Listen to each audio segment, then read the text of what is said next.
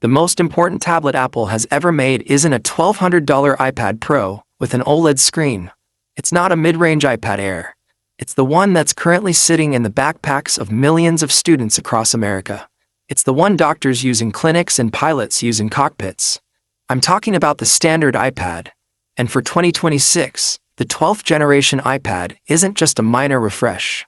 It is a calculated strategic nuke that Apple is dropping on the entire budget tablet market. If you've been holding on to an iPad with a home button, or if you bought the iPad 10 and felt like you were missing out on the future, you need to listen very closely, because for the first time in history, the cheapest iPad is no longer the hand-me-down device. It is becoming the core of the Apple intelligence ecosystem. Let's be real for a second. The iPad lineup has been a mess. For the last few years, if you wanted the cool features, the AI, the advanced multitasking, the high-end gaming, Apple forced you into the Pro or the Air tiers. The base iPad was purposefully held back. It had the older chips, the limited RAM, and it was the only device left in the catalog that couldn't handle the new world of Apple intelligence. But as we sit here in 2026, Apple has realized they have a problem. You can't build an AI revolution if only the people spending $1,000 can use it. The iPad 12th generation is the answer to that problem. Under the hood, we are looking at a jump that shouldn't technically be possible at this price point. The leaks are confirmed. The iPad 12 is skipping the recycled chips of the past and jumping straight to the A18 Bionic. This is the 3-nanometer powerhouse.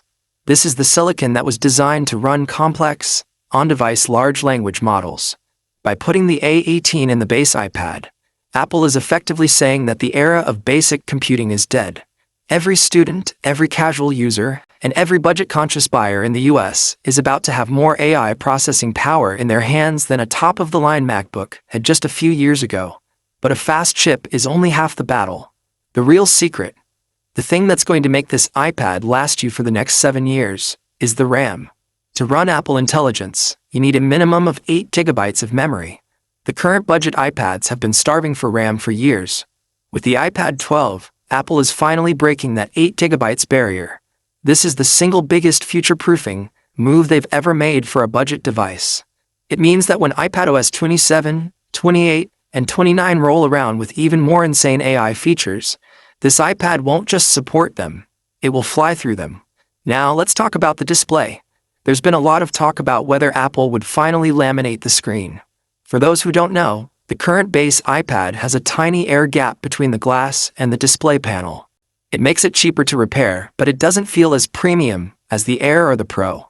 The 12th gen is sticking with the non-laminated 11-inch Liquid Retina display, but with a massive twist, the brightness. We are looking at a jump to 600 nits.